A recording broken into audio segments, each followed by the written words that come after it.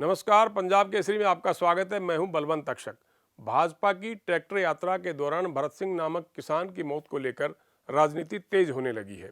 हरियाणा सरकार ने इस मामले को लेकर जहां कुछ लोगों के खिलाफ मुकदमे दर्ज किए हैं, वहीं विपक्ष और भारतीय किसान यूनियन की तरफ से इसका विरोध किया जा रहा है। मानकर चलिए कि बड़ौदा उपचुनाव तक ये मामला इसी तरह गर्म रहेगा।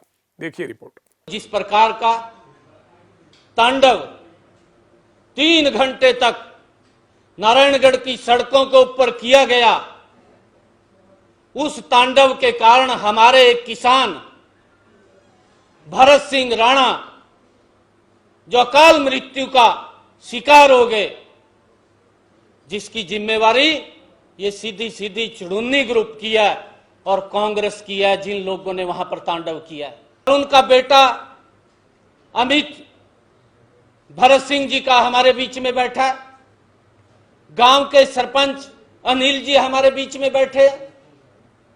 किस प्रकार का ये तांडव, ये लोकतंत्र की हत्या है और इसकी जितनी निंदा की जाए, आज किसान जो एक आर्थिक आजादी की लड़ाई लड़ रहा था, कांग्रेस और चुड़ुन्नी ने उस आजादी को रोकने का काम कर रहे हैं, उसकी हत्या करने का काम कर रहे हैं। ये जो मरा था, जो व्यक्ति, ये हार्ट फेल होकर के मरा है। अगर कोई मार कुटाई से मरता तो डॉक्टर की रिपोर्ट में अब तक ये साफ हो जाना चाहिए था कि किसी चोट लगने की वजह से मरा है। हार्ट फेल होकर के मरा, इसीलिए उस डॉक्टर को ये रिपोर्ट भी जारी, डॉक्टर अपनी रिपोर्ट दे ना सके, इसके लिए मैं आज अखबार में पढ़ रहा था कि उसका विसरा भेज दिया। हार्ट फेल होकर के मरने वाले व्यक्ति का विसरा भेजने की जरूरत ही नहीं है। विसरा तो उसका भेजा जाता है, दे आगे, विसरा उस आदमी का भेजा जाता है या तो पॉइजन से मरे या फिर कोई व्यक्ति को जो है गला दबा करके मारा जाए या किसी व्यक्ति को कोई इंजेक्ट करके किसी चीज से मारा जाए। विसरा इस स्थिति में तो विसरा भेजा ही नहीं जाता। किसी को गोली लगी हो तो विसरा भेजा जाता है।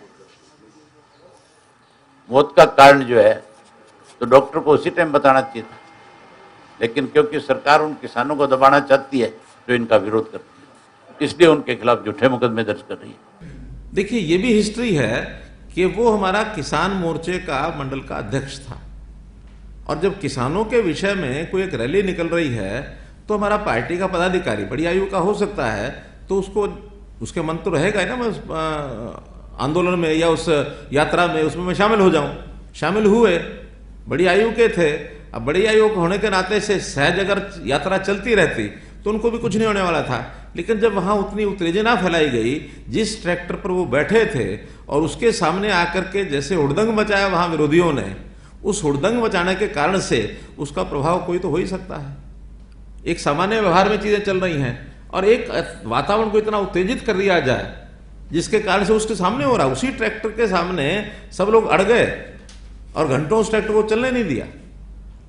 तो ऐसे किसी व्यक्ति के अगर मन पर प्रभाव पड़ जाए और उसको कोई तकलीफ हो जाए तो जिम्मेवारी तो सीधी आती है उसकी कि जिसने व्यवधान डाला है। आखिर उनको व्यवधान डालने का अधिकार क्या है?